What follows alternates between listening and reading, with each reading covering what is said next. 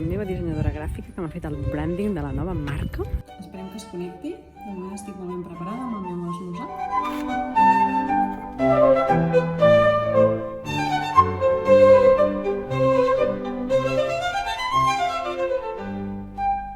És un dia molt important. Tinc reunió amb la meva dissenyadora gràfica que m'ha fet el branding de la nova marca i em fa molta il·lusió. Grafitons, hi confio moltíssim, ja m'ha fet abans altres identitats corporatives. No és ni més ni menys que la meva germana. I us la presento perquè avui ens reunim i, com us dic, em fa molta il·lu.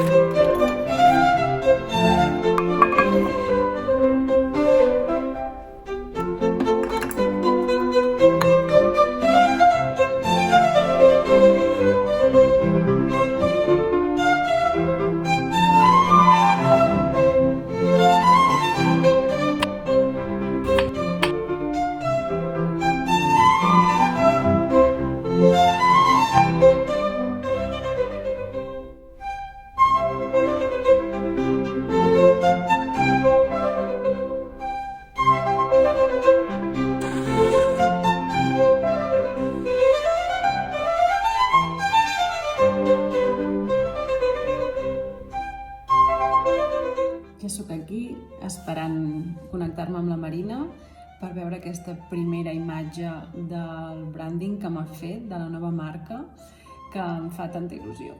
Esperem que es connecti. De moment estic molt ben preparada amb el meu esmorzar. És un pas que el trobo a faltar per poder avançar perquè la part visual és important, per mi és molt important. A part de poder treballar per poder començar a maquetar coses, començar a imprimir, començar a fer posts i bé, és com molt bàsic, no? És també perquè amb la Marina treballo d'una manera que m'inspira molt, no? O sigui, fa unes preguntes abans de la primera reunió, no? A part d'entendre bé el projecte, què consisteix, quins són els conceptes bàsics, em fa preguntes del tipus, si el teu projecte fos un vehicle, quin seria? Si fos un aliment, quin seria? I concretament li vaig dir maduixes amb nata. I a partir d'aquí doncs, ella fa les seves caules i en disseny gràfic pensa molt bé doncs, com donar-li imatge i dinamisme a partir de la tipografia, a partir de la paleta de colors, a partir del logo al projecte. I és molt xulo treballar amb ella, us ho recomano molt. A veure si es connecta.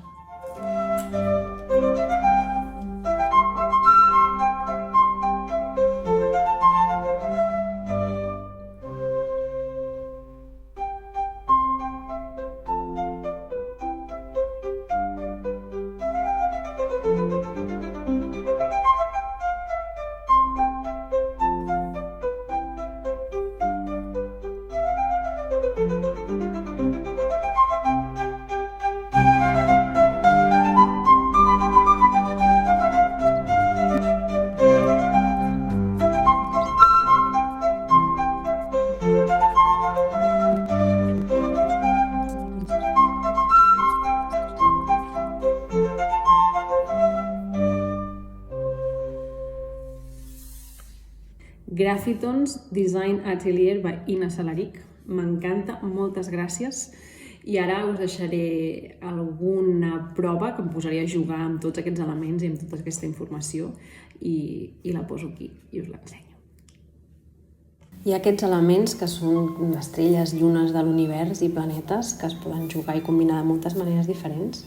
Diferents fons de colors, predomina un lilós, un magentós, es pot combinar amb uns patterns que surten del logo, que també en tinc de diferents maneres, com podeu veure, i finalment el nom de la marca, que és ni més ni menys que Universos Sinàptics, ja veurem d'on surt això, i d'aquí prové el logo, que és aquest que veiem tots seguit.